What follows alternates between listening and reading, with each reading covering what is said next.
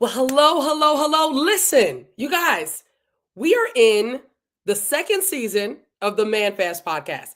I'm going to tell you something. I didn't even think that this was going to happen. I had no idea that this was going to happen.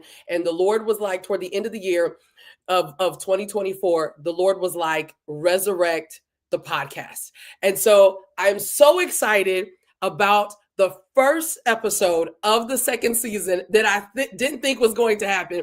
I'm really excited about that. Listen, what I need for you to do, I need for you to like, share, and to subscribe. So whether you're on Facebook or you're on YouTube, please, if you're on YouTube, copy the link, share it out, use the share feature right on YouTube and share that out. Get people in here so that we can watch this. I have my first male ever of the podcast that's going to be hanging out with me on tonight.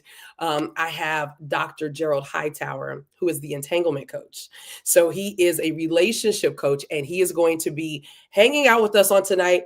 And he's going to be sharing with us the qualities that men desire in a wife. And I want you to understand that you don't have to be single in order to glean something from this, right? So whether you're single, whether you're dating, whether you're engaged, whatever it might be, this is an episode that is absolutely for you. So listen, what I want you to do, I want you to go ahead, share this out, tell all your friends, tell them to go ahead and gather around the telly. Don't you guys love that the television nowadays is actually social media? So it's on our phone, it's on our computer. I even like to throw mine right on the television, but I want you to get ready for the Man Fast podcast.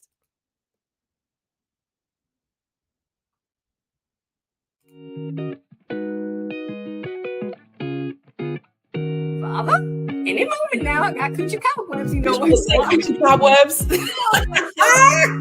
If you're triggered, it's a sign that you have brokenness, that there is a soul fracture, and you have not fixed the problem. I think that I personally settled for whatever it was because I didn't know that if there was anything better.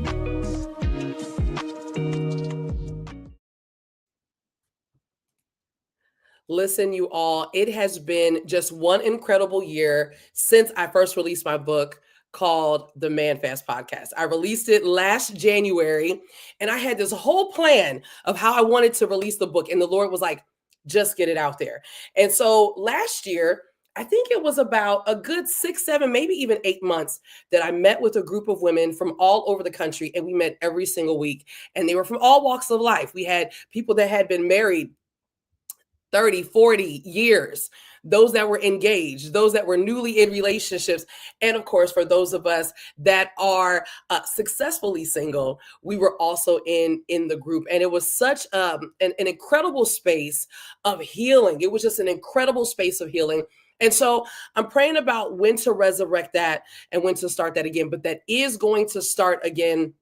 And it's going to be a little bit more pointed. We're going to actually have different activities, healing activities, and different things like that. So it's going to be a really, really good time. But for those of you that you're not familiar with the Man Fast, it is a book. It includes prayers to combat every area that you may be dealing with. It also has reflection questions and activities to help you move to your healing. And so when we're talking about the Man Fast, this book guides you through ways of how to love yourself through God's eyes, how to break soul ties, and how to prepare for the man of your prayers. Because I don't know about anybody else. When I thought that I was connecting with the man of my dreams, I made mistakes every single time. And so when the Lord back in October of 22, when he said to me, I need you to give me a year with no distractions, I'll be honest with you. At first, I really didn't think that I would be able to do it. I was just like, I've always had a man. Like there's always been somebody in my life. And so when the Lord said, listen, I need you to give me a year, no distractions. It was a year of consecration. It was truly a year of true biblical fasting, according to Isaiah 58. And it was one where it was full of deliverance. It was full of deliverance, delivered from low self-esteem, delivered from perversion of different things. I was delivered from porn. I had been addicted to that since I was 8 years old, right? And you guys, when we consecrate ourselves before the Lord, the way that he will break things off of our life so that he can use us for his glory. And so that is what this is all about. And so when it comes to the Man Fast podcast, I said, okay, I need to pull some people in here that they understand what it is to live a consecrated life. And so I was able to pull 8 different incredible women last year who connected with me, and we talked about everything from bouncing back from divorce, from being celibate for 10 years by choice, okay? By choice, celibate for 10 years. Before finding the love of her life and learning how to date again. I talked to pastors and apostles and women who had gone through the divorce only to later find out who their soulmate, who their God mate actually was. It really was an incredible ride. There were 8 incredible episodes of the Man Fast podcast on last year. And I'm really excited about what we have in store for you as well. Now, listen, what I want to do is I just wanted to take a second before I bring on Dr. Hightower. And, tonight's broadcast is talking about, are you the good thing? Are you the good thing? Now, listen, we know the verse in Proverbs. We love to quote the verse in Proverbs. We love to quote it, where it says that he that findeth a wife findeth a good thing. And when I was in the process of working on my book, Holy Spirit was like, well, but are you? I'm like, I mean, of course I am. I'm the good thing. And he was like, you sure? Like, you sure about that? Are you sure that you're actually the good thing? And he began to walk me through, again, the healing and the deliverance of it all. And so I want to share with you a little bit from chapter 12, where it talks about you are good merchandise. But before that, I want to give a quick shout out to those of you that are hanging out with me over in the chat. Let's go ahead and say hello to you. Jeannie. Jeannie is a Bible teacher. Jeannie, thank you so much for hanging out with me on tonight. You guys, Jeannie joins me every single morning for my Bible study. I teach Bible study every day at 7:30 a.m.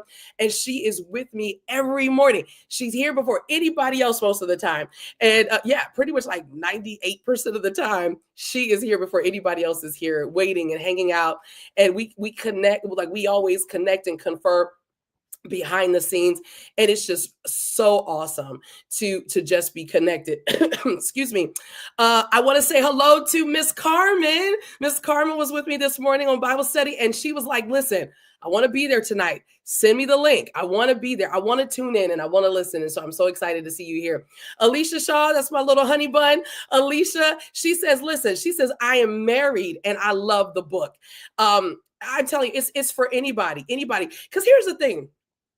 If you have something that you've dealt with before you were married, you're going to carry that into your marriage, right? You're going to carry that into your situation. If you found yourself having certain addictions or certain proclivities, whatever you deal with single, if you do not deal with it and you don't allow God to bring full deliverance to your life, you will carry that into your marriage. I know from experience. I was married twice. And I'll tell you, for the longest time, I felt like a failure. I felt like a failure as a mother. I felt like a failure as a wife. I felt like a failure, honestly, as God's daughter. And I love how God, he will come in and he restores us and he pours into us and he begins to tell us who we are. And I'll tell you something, when you learn to love yourself through God's eyes, there is nothing like it. Your confidence shoots up. Your boldness shoots up. And where I used to be very hard as a way on the exterior, I used to be just very hard as a way to protect myself. Now I've entered into a season where I see the strength of being soft, right? I see the strength of being that soft woman who doesn't have a problem with letting a man be a man. And so I remember going through my process of the Man Fast. And I remember saying to myself, Lord, whoever gets me when this is over, he is going to literally have the very best version of me. But what I was excited about is that I encountered and I met the very best version of myself first. And I'll tell you, I'm so proud of that. I'm so proud of allowing God to do the work in my life. I want to say hello to Prophetess Sadira. How are you doing? Blessings to you. I'm excited about today's show as well. Thank you so much for being here and for hanging out with me. I want to say hello to my other little honey bun, Shauna Mason. Listen, you guys, Alicia and Shauna, I have to say this all the time. because I need people to understand these women are grown. But I treat them like they're babies. Like they're just, I just love them. They're just so sweet. And so I just love them. They're just so special to me in my life. And so I want to say hello, hello, hello to you. Minister Angela Simmons, good evening to you. Hi and blessings to you as well. We have Amy that is hanging out with us. Listen, I really want to know how to say your last name because it looks like the pronunciation of it is beautiful. It looks like it is so beautiful, but I don't want to mess it up because I think that names are important. So Amy, thank you so much for being here and hanging out with me. Listen, those of you that are hanging out while we are getting ready to bring in Dr. Hightower, because y'all were about to get to the meat of everything, y'all drop in the chat and let me know where you're actually tuned in from. I would love to know what state or what country that you're in here. And I want to say hello to Marilyn Phillip. Good evening to you. Thank you so much for being here. Hello to you, LaVara Johnson. Okay, my maiden name is Johnson. Johnsons rule the world. I'm just saying, listen, okay? We might be cousins. Every Johnson thinks that they're a cousin to somebody because 9 times out of 10 we are. So hello, cousin. I'm so glad that you're here. So good to meet you. So good to meet you.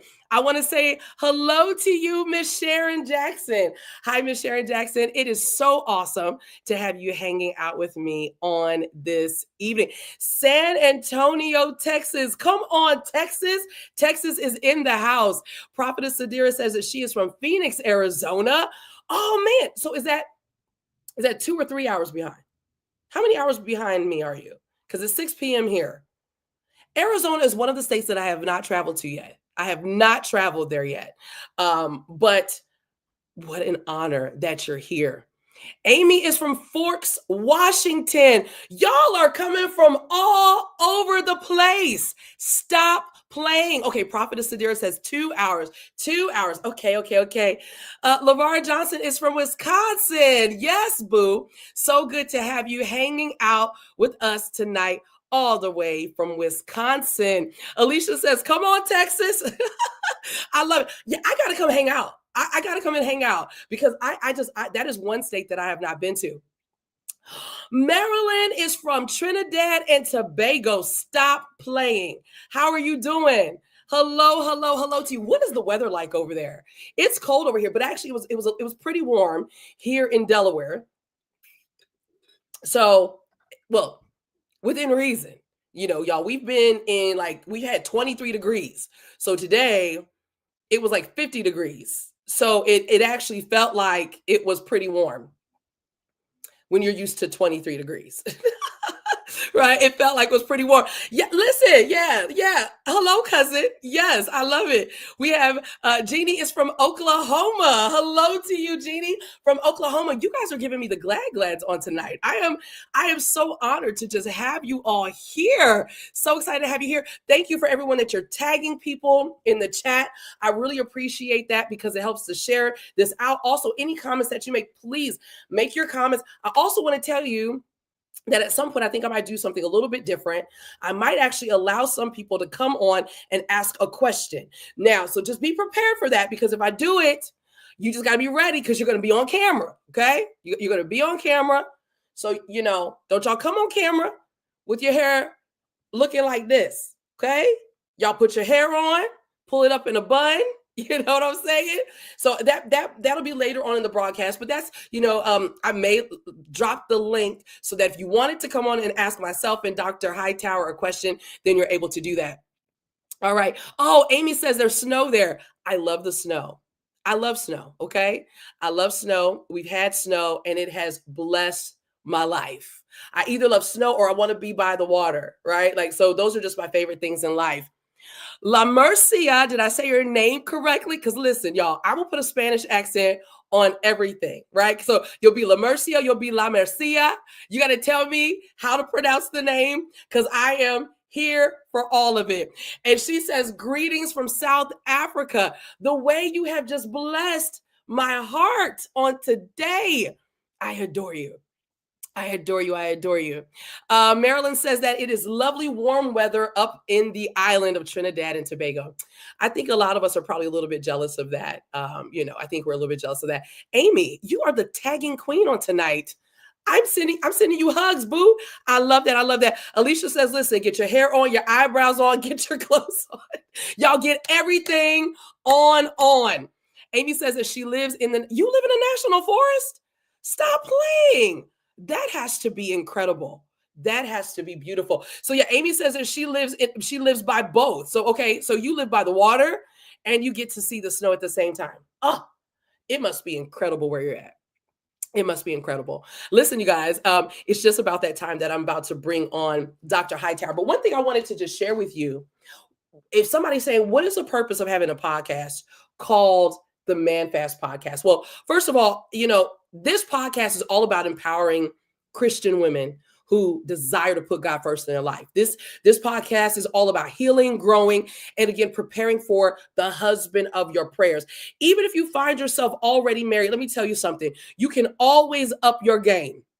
You can always up your game and give your husband a brand new wife, one that he's probably maybe always wanted, always desired. He'll listen, y'all. I'm trying to tell you, it's okay for us to revolutionize ourselves and for us to turn it on for our men. And for those of us that were single, y'all, we're praying for our husbands even before they come, because God is completing the work. And so we have candid conversations. If you didn't know from the quick intro, we get real and raw here. I don't have any problem, because I am tired of us having little patty cake conversations. We're just over that. And so when I wrote the chapter called "You Are Good Merchandise," one of the things that a couple of the things that the Lord said to me, he said, my daughters have forgotten that they are heirs to the throne. So this is what this podcast is about. God said, my daughters have forgotten that they are heirs to the throne. He said, they've allowed others to diminish their value. He said, they walk with their heads low. They have forgotten that they don't have to accept just anything. I don't know if you're anything like me, but I remember a couple years ago, I was at a space where I was accepting anything just to have somebody near me, anything to make me feel like a woman, anything to make me feel like I had some type of value. And then the Lord said, he said, they look good in public. They look confident in public, but behind closed doors, they battle low self-esteem, depression, suicidal thoughts, and shame. They have forgotten who they are, or perhaps they never knew. Who is that on tonight? Now, you don't even necessarily need to put that in the chat. You don't have to say that's me, but if that's you, I'm so glad that you're here. He said, instead of rest, they seek relief from a bottle. I don't know what you have done in the space of your loneliness. I don't know what toxic traits that you've returned to in the space of your loneliness. But when I asked the Lord, I said, Papa, like, what's the issue? Is this a heart issue? And what the Lord said to me, he said, it's a worth issue. They don't understand their worth.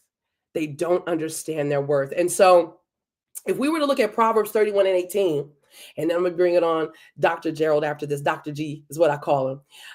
Proverbs 31:18 says, she perceiveth that her merchandise is good. Her candle goeth not out by night. Now, I understand that when we're talking about merchandise, we've always looked at that as being, what she has created, the things that she sells, because Proverbs 31, like, this is an all around woman. This is a woman who, she prepares her household at night. She's prepared for anything. She prepares her children. She prepares her husband. Her husband can trust her with his heart, right? He can trust her with all those things, but she perceiveth that her merchandise is good. I submit to you tonight that you are that merchandise, that you have to know that you are good merchandise before you ever choose to bring a man into your space, right? You have to know that you are indeed that good merchandise. Yeah, you have to know that that's who you are. And so we're about to dig in tonight. And so without any further ado, I am so excited. I'm so excited to present to some and introduce to others, Dr. Gerald Hightower. How are you doing on this evening, sir? How are you doing? Oh, goodness, Dr. Tamika, not the church introduction. I'm churchy. I can't help it. Let me present to some and introduce to others. Actually, I had it backwards. So I'm clearly not as churchy as I think. I'm not as churchy as I think. But how are you doing on this evening? Excellent. Excellent. Doing very well. Thank you. It's a blessing to be here. Thank you for blessing me to be your first guest of 2025. You're my first guest, and you're Am the I first male the first male? Okay. of the podcast Now ever. I'm seeing some delay on my end, Dr. Tamika. Is it delaying on your end? There is a slight delay. Yeah, there's a delay. Okay. So I think to solve that, I'm gonna exit real quick and then I'll come right back in. Sounds like a plan. Okay.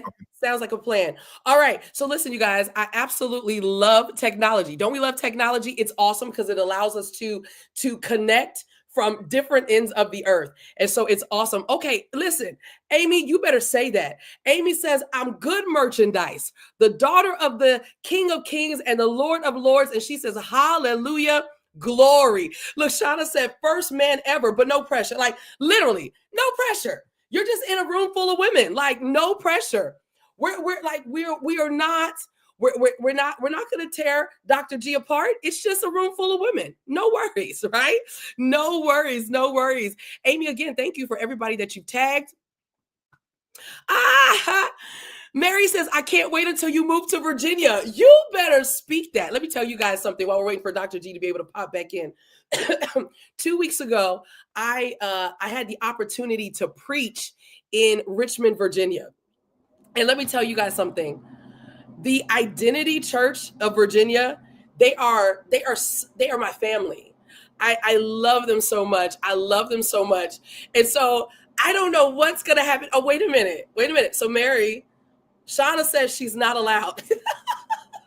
She says she's not allowed to move. Okay. She's not allowed. But I'm going to tell y'all something. And this is something that we definitely can attest to. What I preached about was, look, Alicia said ditto. What I preached about was the process of waiting. You guys, none of us like to wait. And let's be honest, us as women, especially those of us that might be single, the one thing that we definitely don't necessarily want to do, we don't necessarily want to wait for who our spouse is. Like we don't want to wait, right? Like we're over being single a lot of the times. And I remember what I felt like that. I'm going to tell y'all what was crazy about it. I'll go ahead and bring Dr. Hightower into the conversation. Dr. Hightower, you want to say something so we can see if there's the delay? It looks like there's still a little bit of a delay. Just a little bit. It's not as bad as it was. But one of the things I was talking about is the fact that, a lot of times us as single women, we don't like to wait. We don't want to wait for who God might be preparing for us. And so, ladies, I wanted to tell you, when I said this to the Lord, I remember, and this was a couple of years ago, and I said to the Lord, I was crying because, y'all, I can be really dramatic. And I love that God loves me just the way that I am. And I was crying and I was like, Lord, how long do I have to wait? Right? I was like, I'm tired of waiting. And y'all, there's nothing like the Lord checking you right where you are. And the Lord said to me, he said, you've never been faithful to me. He was like, it doesn't matter about the men that were in your life. You've never been faithful to me. And the Lord began to tell me all about myself, how I couldn't keep myself. And the Lord was like, you've never been faithful to me. Right? Because we're his daughter first. We're God's daughter first. We're his daughter first. Prophetess Sadira says, come on now, the process of waiting. Listen, it's a whole message. It's a whole message. Bishop Kilpatrick, hello, welcome to you. He says, teach us T and G. Y'all, Dr. G, we're already a dynamic duo. Come on here. Listen, we got the T and G tag. Stop playing, Bishop. That's my brother. That's my brother from Southern California. Come on, California. He's up here prophesying all in the comments and stuff. He said, he is a prophet. He is a prophet. Yeah, he said, y'all about to snatch. He said, I'm about to snatch some edges off. We're going to snatch some beards off and mustaches off tonight. The mustache. Dr. Hightower, the mustache. Amy says, I'm 4 years in waiting, but I'm enjoying this time with the Lord being his bride. That is so powerful. Now, Dr. G, I'm definitely going to do like the normal thing, like, tell us about yourself. But what do you think about that? About how we should enjoy being in a place of wait. Like it's painful sometimes, but we really should appreciate this space. Yeah, you're absolutely right, Dr. Tamika. The waiting process is something that has to be embraced. Like you have to embrace it, because if you don't, there's, again, the psychological perspective of fight or flight. So you're going to want to bail out before your time, right? Because it's uncomfortable waiting. The flesh does not want to wait at all. So we have to be in a certain place with God so that we are willing to wait. Because watch this, Dr. Tamika, to wait means that I'm going to remain still. I'm going to remain stationary while maintaining my expectation. Now, how can you have joy in expectation if you don't want to wait? Right? So the waiting process is something we have to enjoy, and that's where we have to keep our hands filled with purpose. Focus on purposeful things so that you don't even think about like, oh my God, I'm spending another night by myself and I'm just alone by myself and I've got to go dinner by myself. And you get all caught up in that. And before you know it, you'll be tripping. You'll be actually mad with God. Like, God, really? You know, you'll be like those little kids in Ice Cube's movie. Are we there yet? Are we there yet? Are we there yet? Where's he at? You know, because Dr. Tamika, I was there too. And so I had to really, God had to teach me. He said, son, if you keep your hands filled with purpose, you won't have your mind so consumed, you know, with wondering, where is she? You know, I'm out here, Dr. Tamika, singing the Shy Lights, talking about, have you seen her? Tell me, have you seen her? You know, and I mean, you won't be caught up. No. We're trying to keep people in the broadcast. No, we're trying to keep people in the broadcast. I'll get my brother, Bishop Kilpatrick. I'll get him to sing. Because he can sing for real. But no, but really, it's really just that. It's keeping your hands filled with purpose, and it's having a willingness to wait. That's really incredible, having the willingness to wait. And I remember for a time, when the Lord told me to give him a year, I immediately said yes, because I know what it is to obey quickly. But I had a meltdown later on, either that evening or the next day. And I remember I called my cousin and I was like, I don't know what to do. Like, I've already been waiting. All this, because again, I'm dramatic and it's okay. I've come to accept who I am, right? My feelings are big, but they're real, okay? And I was just like, I don't know what to do. And she said to me, she said, you walk in your purpose. That's what she told me. She said, you walk in your purpose. She said, you fulfill the assignment on your life. That is what you do while you're waiting. And so I love that. Keep your hands full with purpose. That is so powerful. That is so powerful. Bishop says, excuse me, I drove city buses for years, but no matter what happened on my route, my same customers were still waiting. Woo! Come on, Bishop. We're about to pull you in here, Bishop. Stop playing. He said, because they knew I was still coming. Ladies, Bishop has said a whole word. It didn't matter. Listen, he went the same route. And for those of us, we feel like we've been in a space for years, because Amy said, listen, I've been waiting for the last 4 years, right? That's what she's saying. And she said, but I want to make sure that I'm ready when the time comes. Y'all, we have to know that we serve a creative God, a loving God, and that the man that God has for us is still coming. Come on, Bishop. Come on, Bishop. We got another man that's in the chat. We have Mr. Dwight Robinson. He says, remain faithful and true to our calling. That's powerful. That's right, King. That's powerful. 1 second. Amy says, it's been actually 8 years. I had a little hiccup along the way, but I got back in position fast. Come on, that's what we have to do. We got to quickly recalibrate. Yes. Prophetess Sadira says, that's it. Keep your hands full with purpose. Man, Dr. G, we already are buzzing in the comments. Monica says, I think expectation may be impacted by shifts with responsibilities, especially for those who are a little more seasoned and may be approaching that transition in caregiving roles. She said 10 plus years waiting and doing the work in the wait. Prophetess she's prophesying. She said, he's still coming. Y'all, he's coming. He's still coming. God's completing the work in you and he's completing the work in him. All right. So Dr. G, I want to kind of go all the way back to the beginning, because I just made you dive in head first. Yeah. That's what I like to do, Dr. Tamika. people know enough about me, and if they don't, they can look it up. Well, I mean, let me just brag on you for just a second. I mean, you've been in a space where you've pastored. You actually still work very deeply in ministry. You are a relationship coach. You are an intercessor. You're a watchman on the wall, which is so powerful. You're a prophet, right? And you really are a servant leader, which is so powerful that you don't have a problem being that. You don't have a problem being that. And so, did I miss anything that you would want us to know? I mean, you're an author. Is there anything else that I missed that you want to add? Whatever you do not hit Bishop Kilpatrick's comment. I Please just saw don't. it.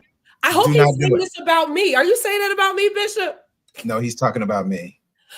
Well, He has a whole wife. Lady Bridget will go oops upside that head if he was saying listen, that to you. well, absolutely. So it's not about me at all. It's not about me at all.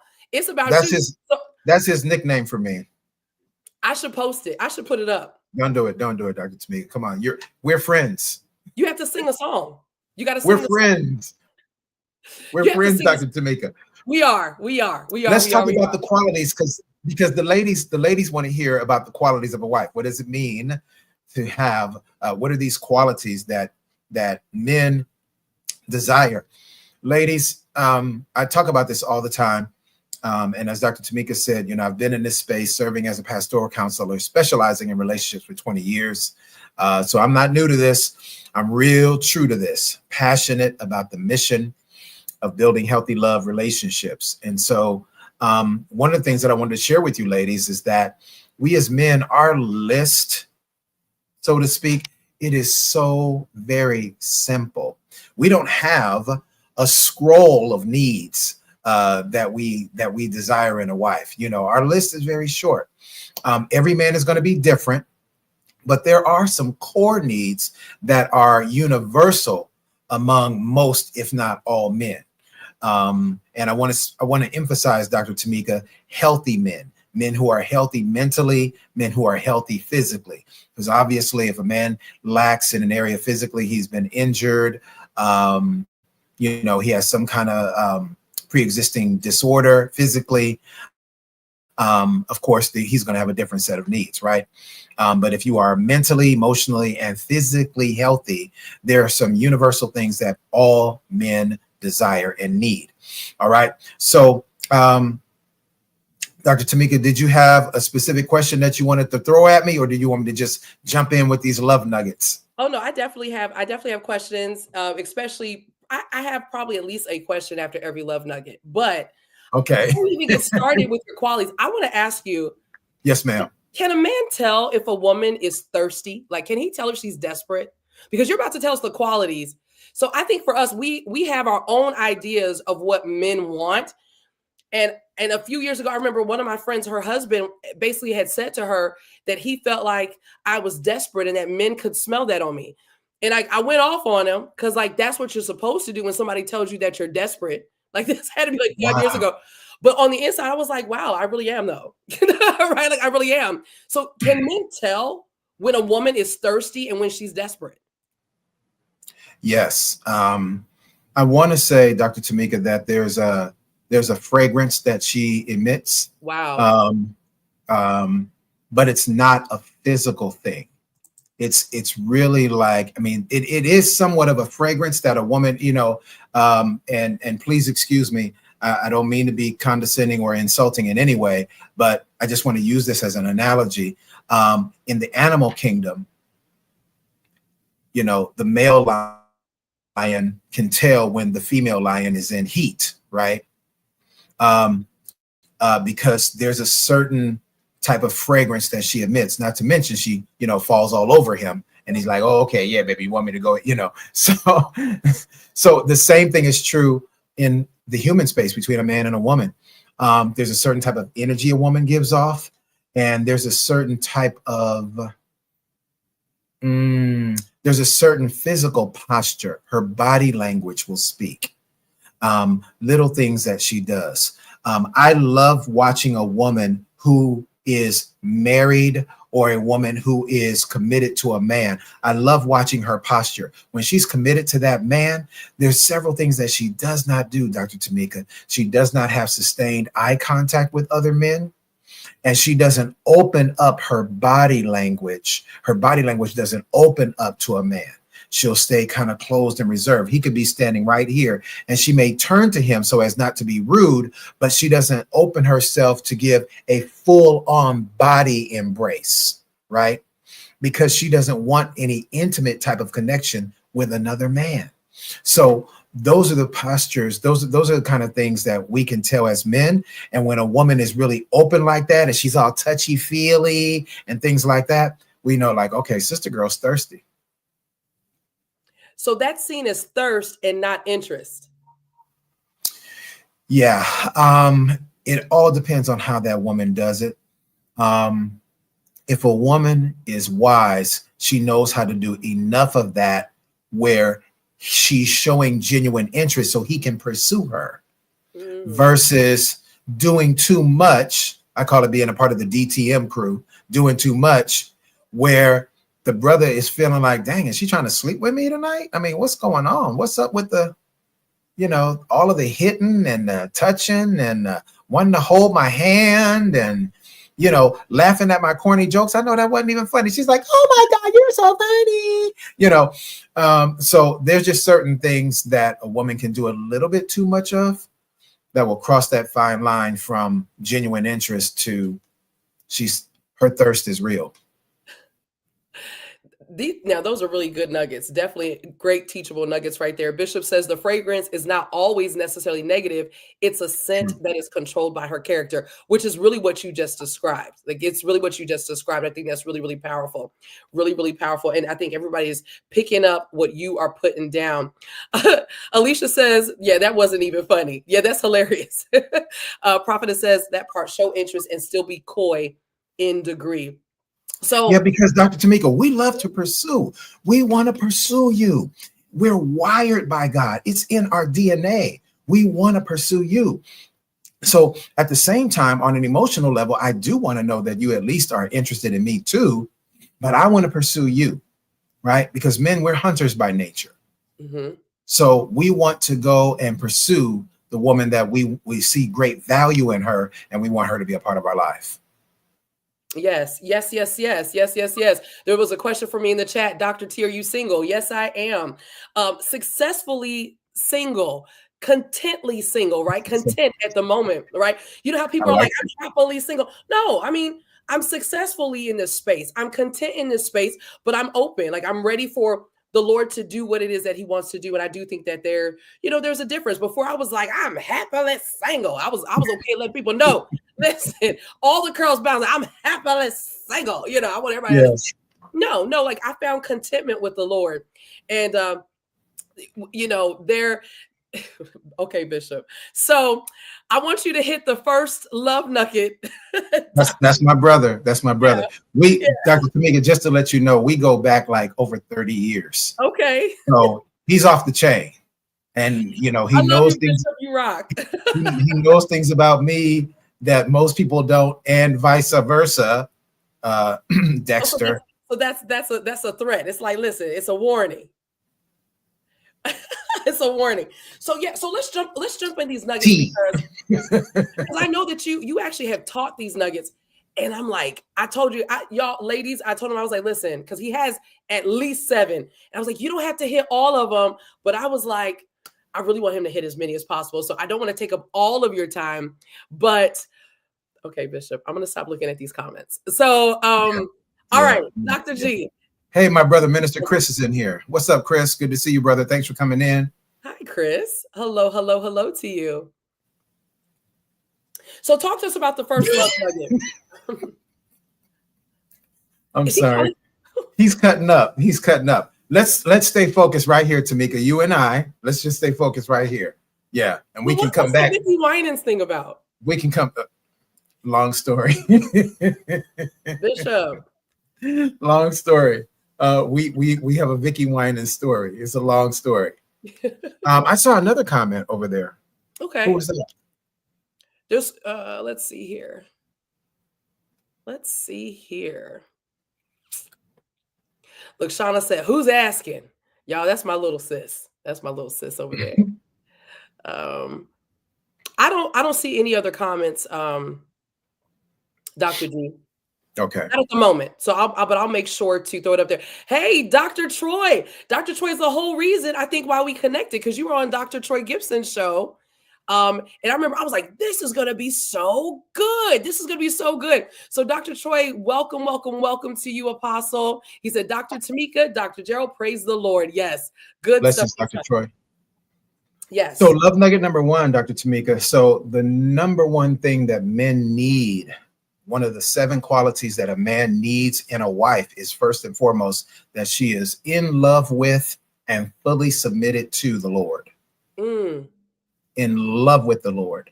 Because, and I want to emphasize being in love with him, because many of us who've been in church for a long time being 10, 15, 20 years or more, many of us kind of develop a kind of habit type of relationship with God. We're really acquainted with him, but we don't intimately know him. Right. And so I have learned over the years, for myself first, but also observing others, and even in pastoral leadership, that if you're not in love with him, your life is not going to be fully submitted to him. You're just not. And so what we as men look for is that woman who's fully submitted, because we as men know that a woman whose life is fully submitted to God will never have a problem submitting to my leadership. Oh, conversely, a woman whose life is not submitted to God, she'll never, gentlemen, please hear your brother in here tonight. If a woman is not fully submitted to the Lord, she'll never fully submit to you. So we look for a woman who's in love with and absolutely submitted to the Lord. That's love nugget number one. That's a quality that's just unmistakable. Excuse me. Now we have Latoya in the comments, and she says it works both ways. Now, I'm going to tell you what's interesting to me is, as women, we've often said, listen, I want a man that loves God. And for me, it's amazing that you emphasize the words in love with God, because there is a difference between, like you said, I'm acquainted with God. I go to church on Sunday. I go to church on Christmas and Easter, right? Like, I go to church on Mother's Day and Father's Day. There's a difference between that and really being in love with God. And I remember that was something that I have said about men, but until you taught this, I had never heard that is something that a man desires in a woman. I'd never heard that. And so I definitely think that that's powerful. And yeah, I do agree, Latoya. I think that it does work both ways, and so when we're talking about that submission piece, are you of the thought that submission actually does work both ways? That, obviously the wife, she submits to the husband, but he also submits to her as well? Well, let me say this first. I definitely want to answer that question, Dr. Tamika. But let me say this. I am on this show tonight, Apostle Latoya, ladies. I am on this show tonight. Dr. Tamika has me here to talk about the qualities that men look for in a wife. Now, those of you who follow me, you know that I am very well balanced. I am the equal opportunity preacher. I talk to the men just as much as I talk to the women. Tonight, ladies, I am specifically talking about the qualities of a wife. So don't y'all be up in the comment section talking about, it works both ways. Listen, I'm talking about the qualities of a wife. Dr. Tamika will have me back, and I'll talk about the qualities of a husband. Okay? Absolutely. Okay. God bless you. But why does our voice have to sound like that? I need you to say that and make it more demure, because I just believe we have better voices than that. No, because that's how it comes across. It works both ways. Of course it works both ways. God is a balanced God, right? Yes. So let me get to your question, Dr. Tamika. So submission in and of itself is something that we both do for each other. But I want to be very clear here, because a lot of women want to, raise the banner of men are supposed to submit to us too. The man is the head. The Bible says in Ephesians chapter 5 that the head of every husband is Christ, and the head of every wife is her husband. So we are not on equal playing fields. I am the headship. I am the chief priest of the home. God holds me responsible for everything that happens in that home, from what happens with my wife, as well as what happens with our children, if we have some. Okay. So that part is super important to make sure that we understand the hierarchy of the kingdom, because the kingdom does have a hierarchy. There are roles that have to be fulfilled. We live in a world now, Dr. Tamika, where people want to kind of eradicate roles. Oh, no, that there's no gender roles. Yes, there are. And there always have been, and there always will be, if you want to be in a healthy love relationship. No matter how technology becomes advanced, how advanced technology becomes, Dr. Tamika, a man will never be able to have a child. That role is designed by God for the woman. And a man can change his sex organs. He can do all that stuff, spending a gazillion dollars for the sex change. He can do it, but he'll never be able to have a child, right? So we do have roles. So I want to be clear about that. But now here's where the submission part is important, Dr. Tamika. When I know I have a wife who is a woman of wisdom, a woman of virtue, and a woman who hears from God, there are times when I don't know certain things, and I need to bring that to my wife because I want to find out, babe, what do you think about this? And I want to get insight from her. Guess what? She might have the answer. When my wife begins to speak to me, I'm listening for the God in her. And when she speaks and I hear God, I willingly submit to the voice of God in my wife. But the whole concept or notion of mutual submission, that, nobody's in charge, both of us are in charge. No, there's no such thing. There's no such thing. The Bible is clear in 1 Corinthians chapter 11. The woman was not made, man came, let me make sure I read this right.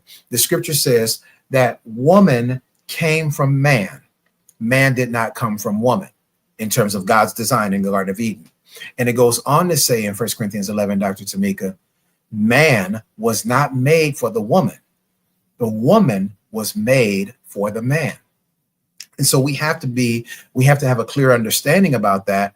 And then make sure that you're listening to men who are operating in the love of Christ and not operating with a domineering,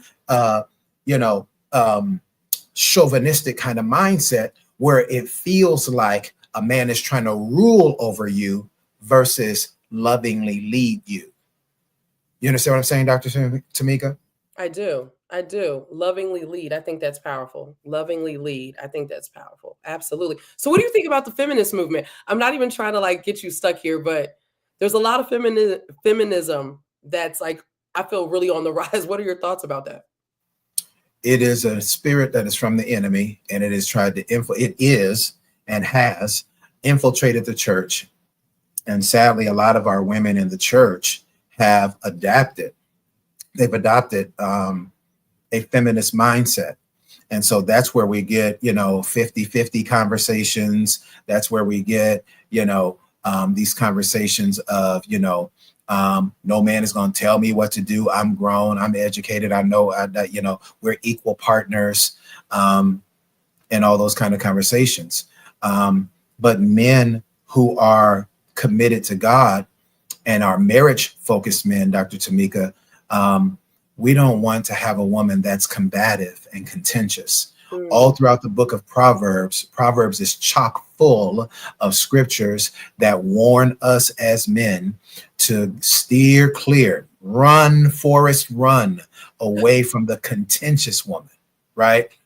One of my favorite scriptures, and because I can literally see it, he said that it is better to dwell on the corner of a rooftop with a small morsel of bread than be in a wide house with a brawling woman.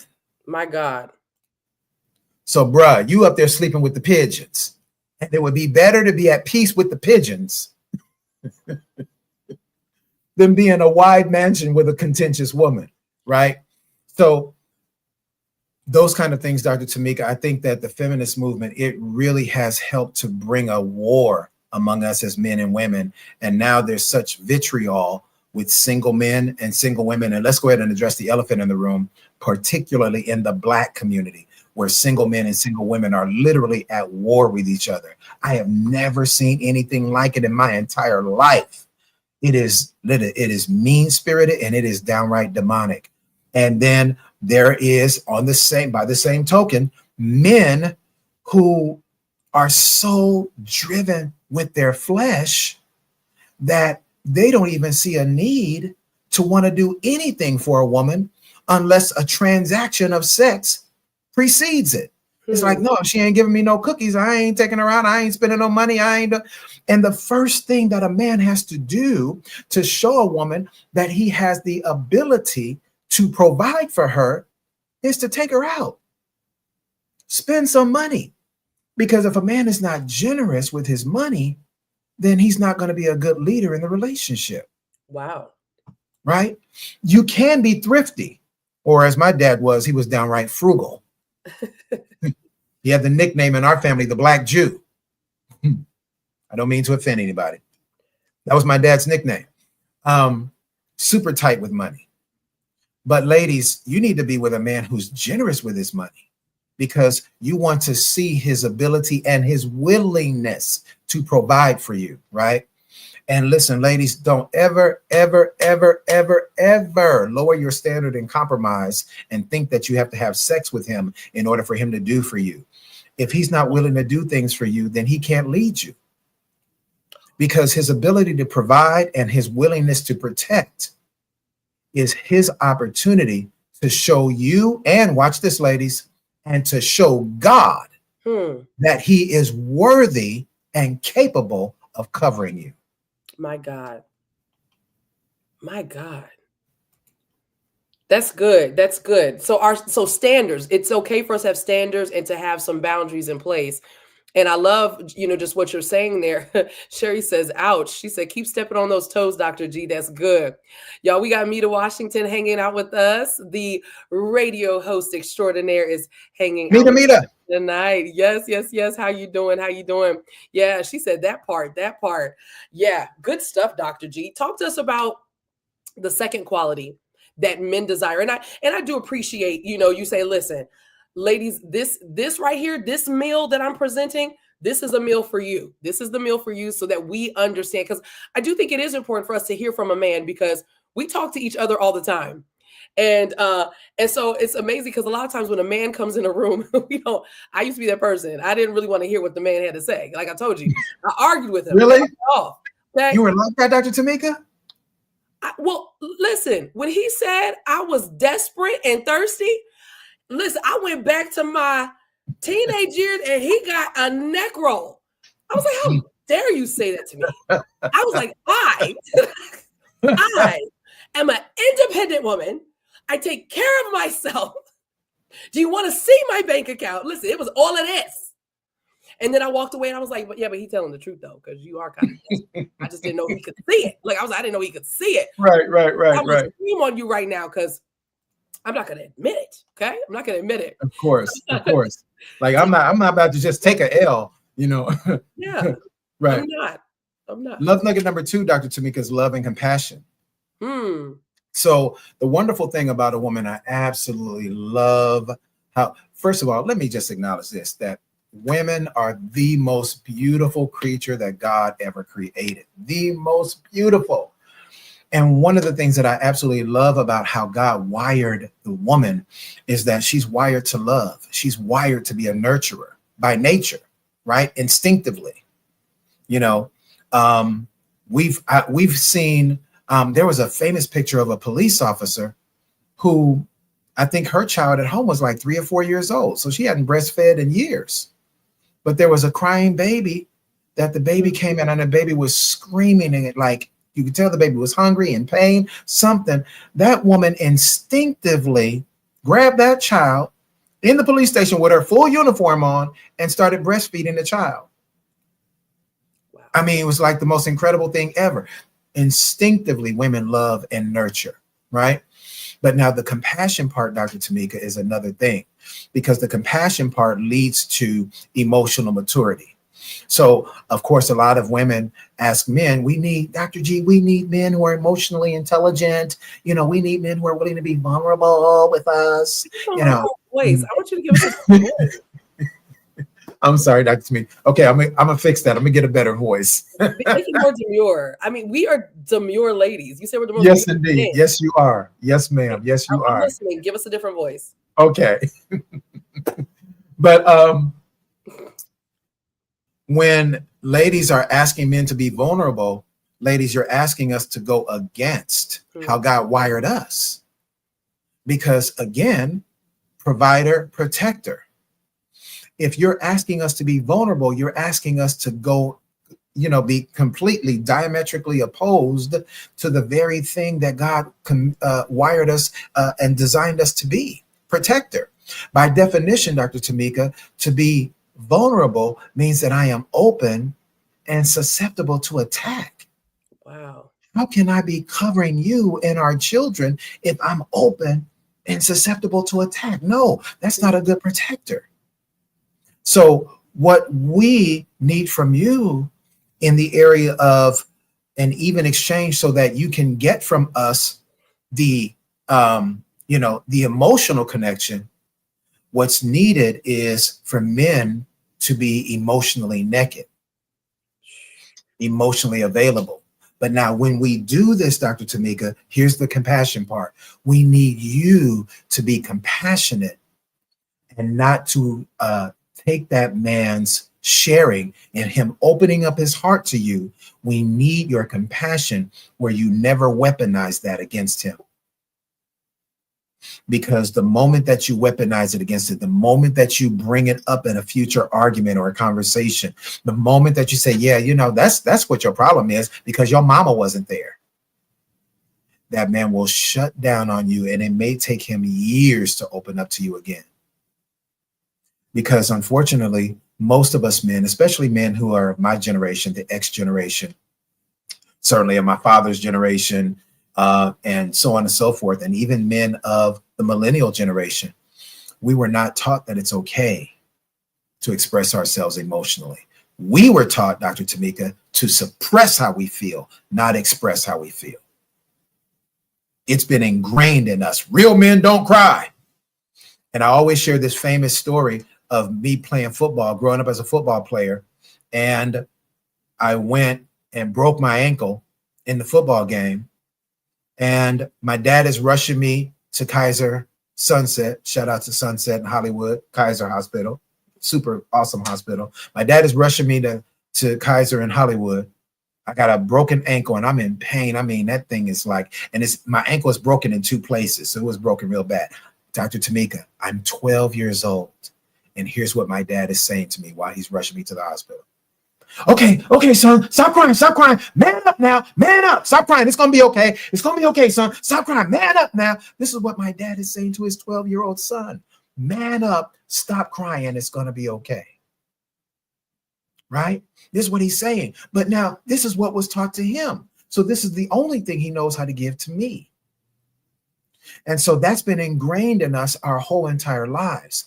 So what we need from our wife, from our significant other, Dr. Tamika, we need that compassion because when I share my heart with you, I want to feel safe to do that so that I'm free to open up with you and share, and that you don't make me feel like a punk because I shared. Wow. Yeah. I think many of us women, we have probably been guilty of doing that very thing, because I know that I, in the past, have probably been annoyed if I felt like I saw anything that was less than manly. And nobody ever said this, which is the man needs to be able to know that his heart is safe with you, that his feelings are safe with you. That's powerful. That's powerful. Can you give us the third nugget? Yes, ma'am. You got it. Love nugget number 3. And for those of you that just came in, thank you all for coming in tonight. I appreciate you. Blessings to you, Julie. I see you. This one is a huge one, Dr. Tamika, because inevitably we are going to have some issues. So ladies, here's what I want to give you. And love nugget number 3, we're talking about 7 qualities in a wife, 7 qualities that men need in a wife. And that is your ability to forgive quickly. I already know. I can feel your spirit all the way over here. I can feel it. I can feel it. But listen, this is not something that I'm giving you that I created. Jesus gave us this. And so in Mark chapter 11, Jesus said, if you have aught with anyone or anyone has aught with you, forgive them. Mark 11, 25. So that your Father in heaven may forgive you of your trespasses. Verse 26, Jesus said, but if you do not forgive, neither will the Father forgive you of your trespasses. Okay, so one translation says it like this. I believe it might be the Message translation, the Message Bible, and it says, forgive, drop it, and let it go. When we truly forgive, ladies, and we need this from you because you want that man, you want your husband to always be willing to be what is, once again, emotionally naked with you. And if he messed up, you want him to fess up, right? But if you harbor and hold on to unforgiveness, all he remembers is that pain. All he remembers is that the house was quiet and tense. All he remembers that everybody, because if mama's upset, ain't nobody. If mama's not happy, ain't nobody gonna be happy. The dog even tiptoe around. You know, the dog is even tiptoeing around. You know, the fish don't even want to blow bubbles. Like, yeah, I'm gonna hold my bubbles, dog, because she look like she mad today. You know, I mean, everybody's gonna be tiptoeing because if mama ain't happy, the whole house ain't happy. Praise God. Right? So you have to create this space of forgiving and forgiving quickly. That we're not holding a grudge, that we're not carrying it. I'm not talking about infidelity. I'm not talking about any form of abuse. I'm talking about a misunderstanding. I'm talking about miscommunication. I'm talking about we had a disagreement. I don't agree with what you're talking about. I can't believe you don't agree with me, Chi. Why don't you agree with me? I just don't agree with you. I have a different perspective. Well, I need you to agree with me, okay? Because we're supposed to be one. So what I'm gonna need you to agree with me. And it's like, yeah, babe, I'm sorry. I just don't see it that way. And now you hot as fish grease with me because I didn't agree with you. And now, worse, Dr. Tamika, here we go. Drum roll. The cookie shop is shut down because you didn't agree with me. What? Nobody So does because that. I didn't agree, No the one cookie shop is closed? Well, I will say I agree with the different voice. And I see that you put a little neck roll in there. So ode to Tamika of like 5 years ago. So thank you for that. Ladies, y'all don't be shutting down the cookie shop. Don't shut down the cookie shop, okay? We got that's witchcraft in the comments, y'all. Thank you, D. Reed. Thank you so much. Thank you. I appreciate you, woman of God. I'm gonna cash app you something. Praise God. Let me see here. Dr. Troy said sex being used as a bargaining tool to come into agreement is witchcraft. So look, we have this from the apostle. We also have it from D. Reed as well. Alicia says things don't be functioning down there if emotions ain't right. Now, does that work for y'all as well? Like, do you feel like dealing with a woman that's angry? Does that impact you? Yeah, it does. It does. And thank you for saying that, Alicia, because I do agree with you. But now watch this, Alicia. It's not so much that things don't function down there. It's that your mind is not willing to let go so that your heart can be tied in to doing what you need to do for your husband. And so it is shutting down the cookie shop is a mental thing. It's not that it's not going to work, because if you let him touch you, if you let him hold you and kiss you, your body is going to respond. Your body ain't gonna be like, no, I'm not gonna be, we're not gonna take it. No, we're not gonna take it. You know what I mean? Your body's gonna be like, oh, okay. You know what I mean? So, but if your mind is shut down and you are not open to receive your husband, then of course your body is going to be like, yeah, we closed, dog, until I don't know when we're going to open back up. Not until. Amy says, she says, I'm a woman of God and I do have friends and we do talk. And I have been witness to them holding out on their husbands because they disagree, and it's sad. Yeah. Yeah. So y'all, we're going to stop doing that. We're going to stop doing. Well, I don't have nobody to do that Dr. with. Tamika, I'm going to need you to say that a little bit stronger, Dr. Tamika. I didn't feel any conviction. I didn't feel any conviction behind that, Dr. Tamika. I'm going to tell you something. That wasn't my thing. Listen, okay, we can be mad, but like, let's make it do what it do. Okay. Like I didn't do that. I didn't do that. But for everybody, y'all listen, when we get married, we're definitely not doing that. And we're going to forgive quickly. Alicia says, you've got to definitely let go. I'm working on that. So I'm learning to forgive quickly. I'm proud of you, Miss Alicia. That's good stuff. She said, D. Reed says, you have to not allow offense to cause you to disconnect from your husband. Shauna says, these voices have me bagging up. And so, Dr. Tamika, to answer your question, yes, it does affect us as men too. Men can shut down. In psychology, we call it stonewalling, where a man just shuts down. He's not talking. He's being, he's giving off this nasty negative energy. Just quiet. You ask him, hey, baby, what's wrong? Are you okay? Yeah, I'm good. Yeah, I'm just watching the game. And he might sit there and watch game after game after game or movie after movie because he doesn't want to get into bed with you. And he don't want to get into bed with you until you actually are asleep. And that's wicked for the man to do as well. The Bible is clear in 1 Corinthians chapter 7. The Bible instructs us as husbands and wives not to hold out on our spouse. In fact, it goes on to say, Dr. Tamika, can we read that? Do you mind if I read that? Absolutely. I was pulling it up. 1 Corinthians chapter 7. This is really, really, really important because we were not taught this in the church. I never heard this taught in the church ever. So listen at the word. I'm reading from the New Living Translation, and the Bible says this. We're in 1 Corinthians chapter 7, beginning at verse 5. I'm reading from the New Living Translation. The scripture says, do not deprive each other of sexual relations unless you both agree to refrain from sexual intimacy for a limited time, underscore, so you can give yourselves more completely to prayer and fasting. Afterward, you should come together again so that Satan won't be able to tempt you because of your lack of self-control. Look at verse number 3. Go back up, Dr. Tamika. Verse 3. The husband should fulfill his wife's sexual needs, and the wife should fulfill her husband's needs. The wife gives authority over her body to her husband, and the husband gives authority over his body to his wife. So I'm not in charge of my body anymore.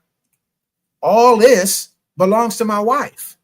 It's funny how we'll say that in the throes of passion, but then when we mad at each other, now I'm taking my stuff back.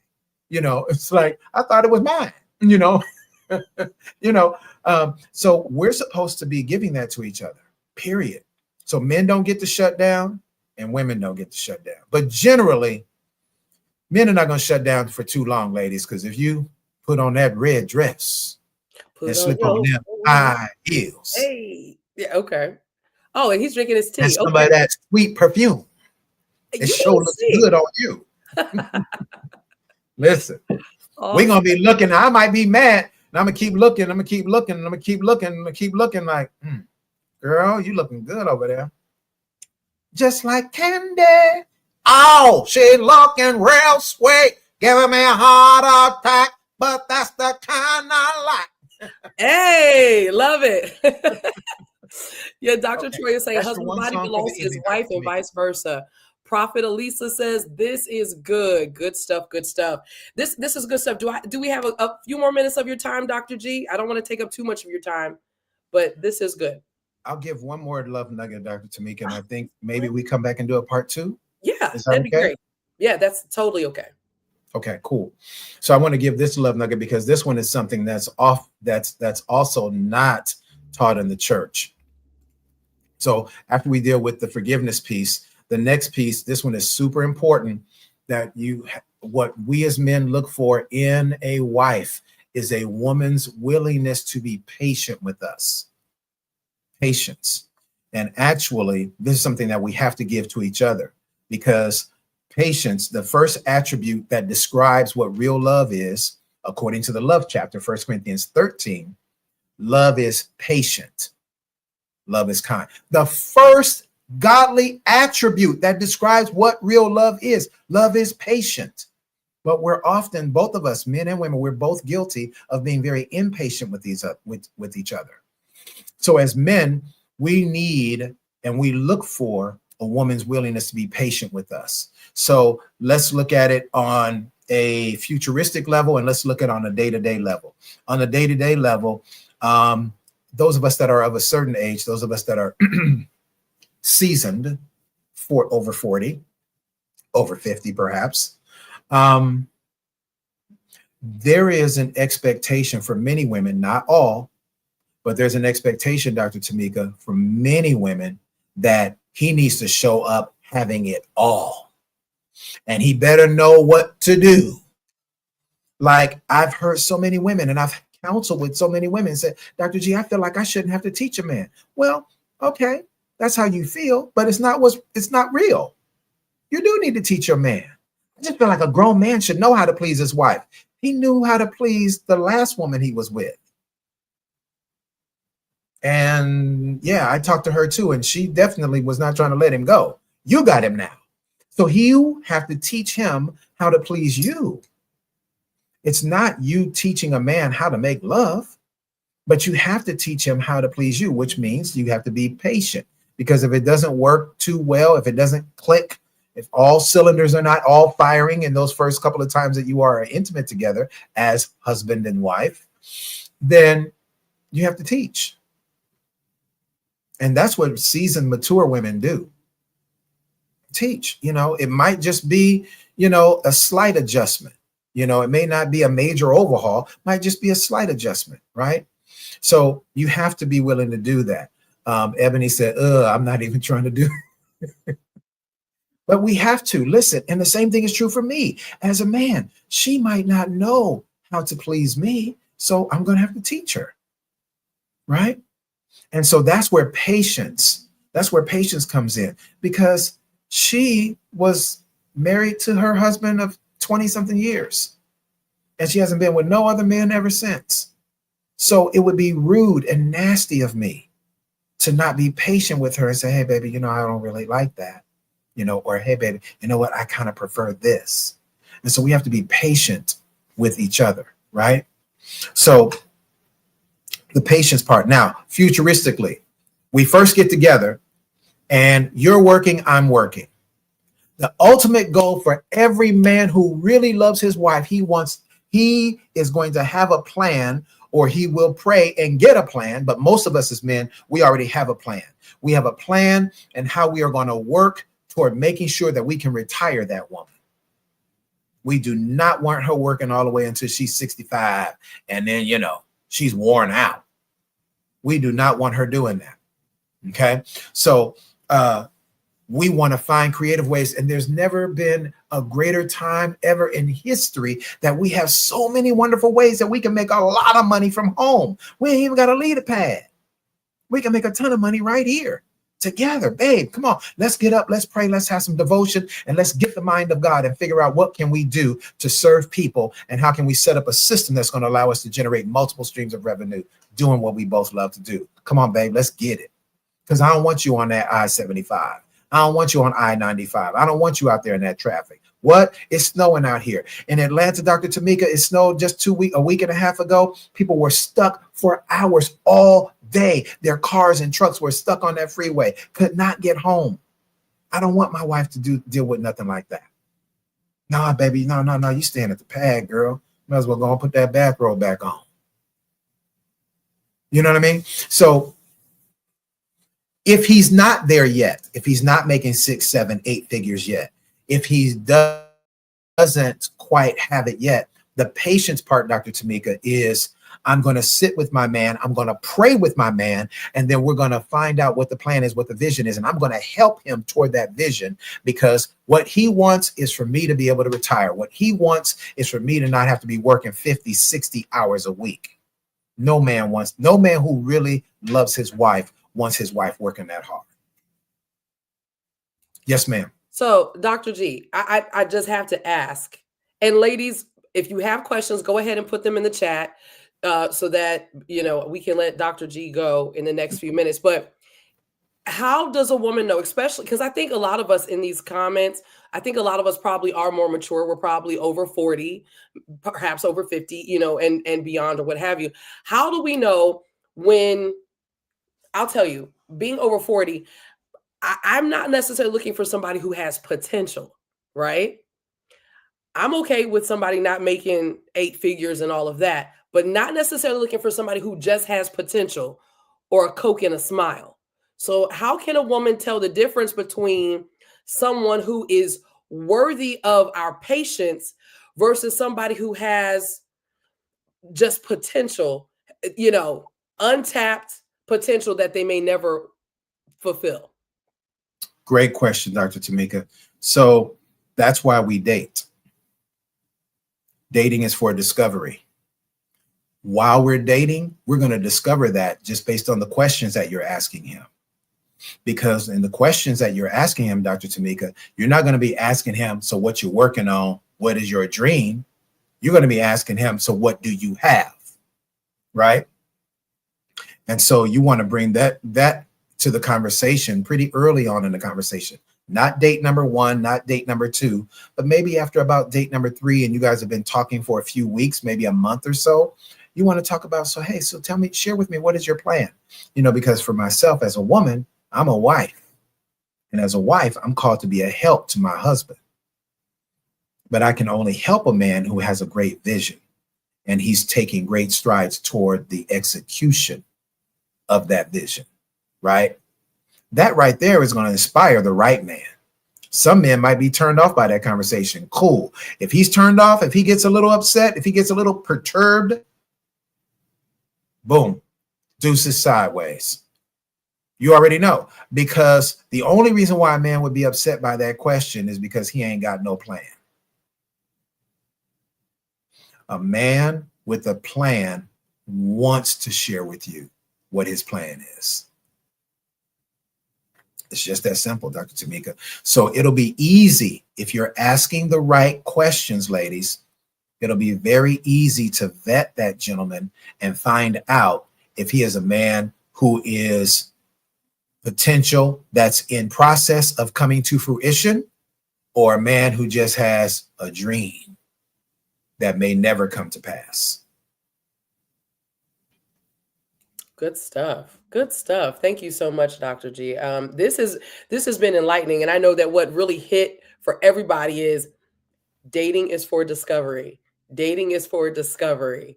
I think that that's definitely powerful. That's absolutely powerful, and I appreciate you just taking the time to just explain that. If you have a question, you guys, I'm gonna probably stick around for like another 90 seconds before we go ahead and close out, because I absolutely want to bring you back so that you can give us the rest of the qualities that men desire in a woman. Now, I do want to ask you this: where did you get this list from? Is this only what like you desire, or is this because of all the years that you have been involved in being a relationship coach and what have you?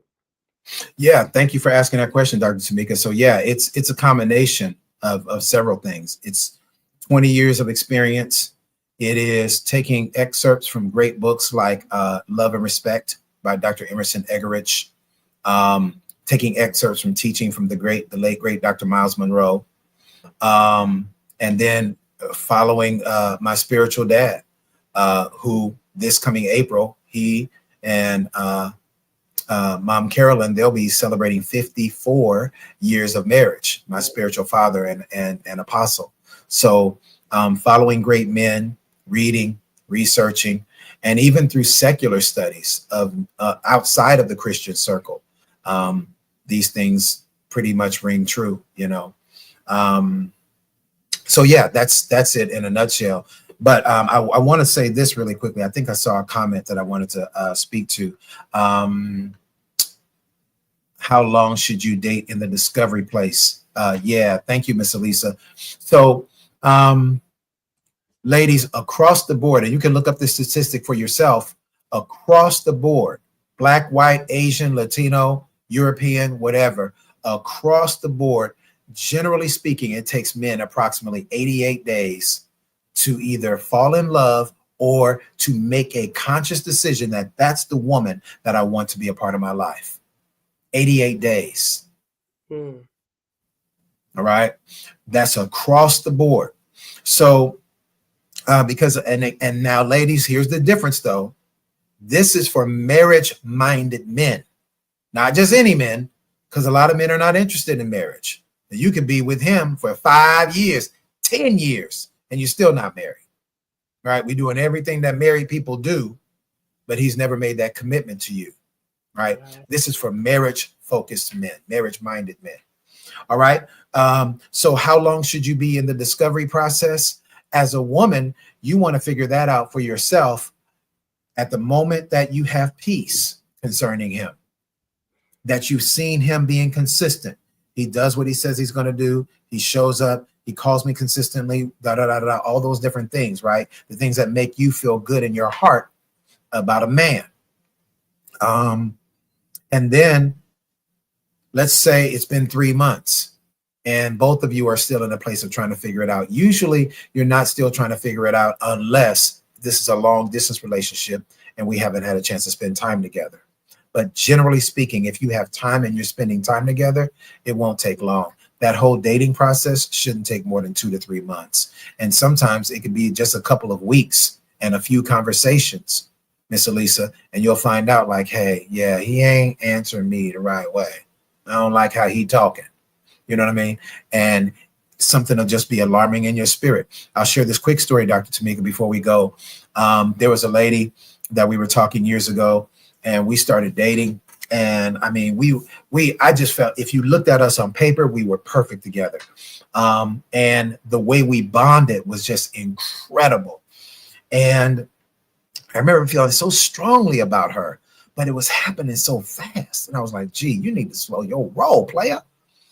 So I prayed. I literally got on my face and I prayed. I said, God, if she's not the one, I need you to reveal that to me.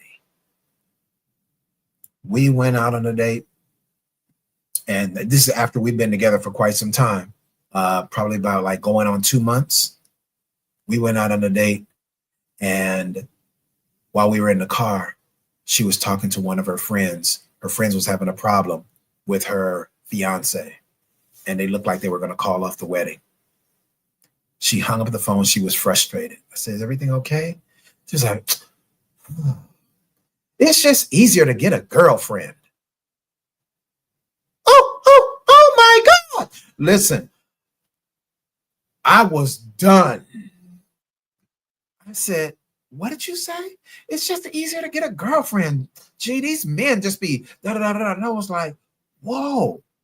I said, have you been with a woman before? She said, yeah, in college and da-da-da. It was just a thing. If you don't mind me asking, when was the last time you've been? So, gee, why you got to be asking me that? I said, no. I'm not accusing you of anything. I just kind of want to know. And she really became defensive, which told me that this is something that had happened in her recent memory, which is, watch this, ladies and gentlemen. Jesus said, watch this, Dr. Tamika, out of the abundance of the things that are in your heart, the mouth yet speaks. When she said it's just easier to get a girlfriend,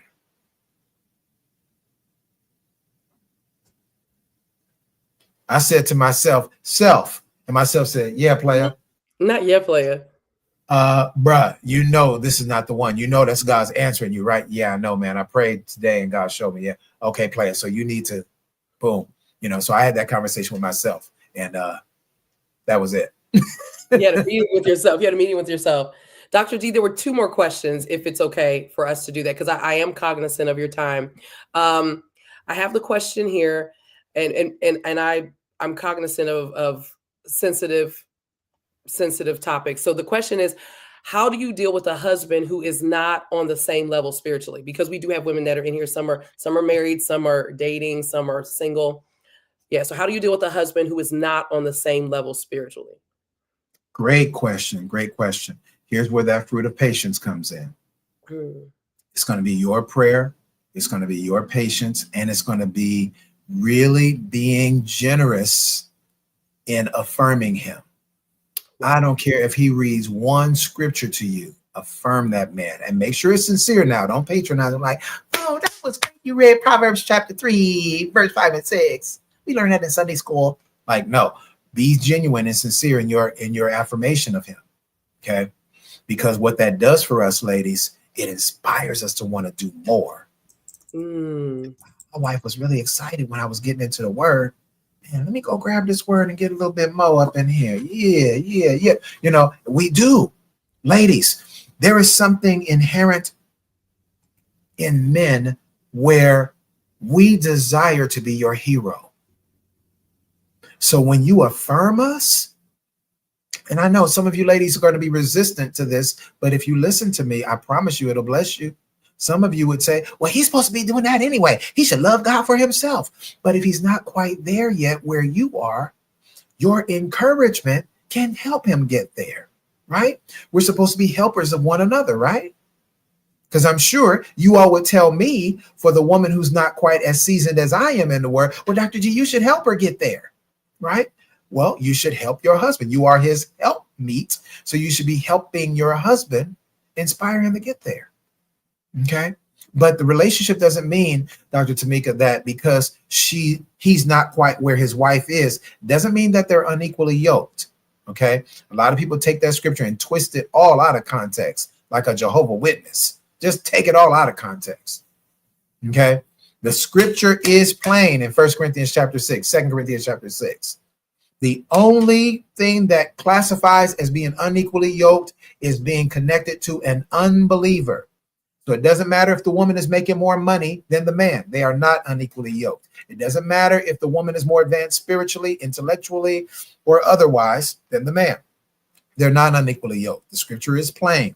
Be not unequally yoked together with an unbeliever. For what fellowship have light with darkness? What fellowship has the son of the children of God with the sons of Belial? Okay, it's very, very plain. So y'all stop trying to add stuff in. Yeah, child, I just don't think he on your level. Y'all unequally yoked, you know. Okay, I'm sorry, Dr. Tamika. I said I was going to give a more demure voice. Well, we'll say that demure then. Hey, I don't know how to do that one, demure. Oh, okay. You see, I sat up at attention. I was waiting. So we have, that was good. Thank you in the comments. And that really, really was. That was really powerful. We're getting teach. And I want to give you the last question that was presented on tonight. And the question is, where would you recommend a woman of standard, morals, and virtue go to present themselves for a man of quality? Where would you recommend a woman of standard, morals, and virtue go to present themselves for a man of quality? I mean, can she go to the club? I love this question. Can she go to the club? The club. The club. I mean, if you want to meet a brother like 50 Cent, see exhibit in the cook bed, rolling peas up. If you want one of them brothers, several places. Number one, ladies, art galleries. Black History Month, there's some phenomenal art galleries everywhere in every major city in America. Art galleries, those are where men of quality hang out. Ask me how I know. Another place is bookstores, coffee shops. Bookstores and coffee shops. If you go to the larger Barnes and Noble bookstores, they will often have a Starbucks or some other type of coffee shop in there. In the barn, in the big ones, not all of them, because some of them are smaller stores, but the larger ones, they have a Starbucks or some type of coffee shop in there. Men hang out at coffee shops. They got their laptops, they got their books, they're studying, they're working, they're entrepreneurs. So that's a good place. Another wonderful place in terms of a social gathering is a jazz lounge. So there's like jazz, and or poetry, spoken word, Thursdays, Fridays, Saturdays, and even sometimes Sundays. So you just have to look in your local circular or get on Eventbrite and look for the local events that are going on in your area. A lot of these things are free. And if you go to a jazz lounge, they may just require you just to buy 2 drinks. So, hey, do what I used to do. Just get you 2 Shirley Temples. I'll order me some calamari and just kick it. Boom. And listen to some smooth jazz all night. You know what I mean? But you always you always meet some wonderful people there. So, and then finally, ladies, just as an extracurricular activity, get to the golf course. You'll never find a broke man at the golf course because golfing takes some money. Okay. So the golf course is a wonderful outlet. It's a great outlet for you because, ladies, multi-million-dollar deals are often done on the golf course. So it's a networking opportunity. It's an extracurricular activity, giving you something better to do. So yeah, that's some great places to connect with good quality men. That was really comprehensive. That was good. Because again, we as women, we talk to each other. So it is so powerful to have a man here. Prophet Elisa says, she said, yes, this is great teaching. We need part 2. So y'all, I'm going to try to schedule that off air for short because we absolutely do need it. And yeah, that was comprehensive. So ladies, I guess for those of us who don't know how to golf, we need to form a golf club for people who don't golf so we can learn how to golf. All right. Yeah. And get your little cute outfits on. And you know what I'm saying? Get your little cute outfits, get your little cute skirts, go out there and have some fun. Yeah, that is good stuff. Dr. G, thank you so much for your time on tonight. I know that you have a book that's going to be dropping soon. Did you want to talk about it now or when you come back? Yeah, I'll talk about it when I come back. You'll talk about it when you come back. But y'all, listen, this book is like that. It's like that. And so we got to get Dr. G back in here like ASAP. We got to get him in here ASAP. And I just want to say to you, thank you so much for your time and your care. Because, the amazing thing is there are men that are gatekeepers of this information, which is actually kind of crazy that that's the case. So thank you for not being a gatekeeper. Thank you for blessing us. Oh man, Shauna said, I didn't hear Lowe's or Home Depot as a place. Yeah, Shauna, most women who are, well-dressed women are not going to find themselves there. But if you are a person who loves kind of like, do it yourself kind of ladies, DIY, Lowe's and Home Depot are nice, nice places to meet some good quality gentlemen. Absolutely. Yeah, I love how, look, you were so careful with that answer. You were so sweet with that.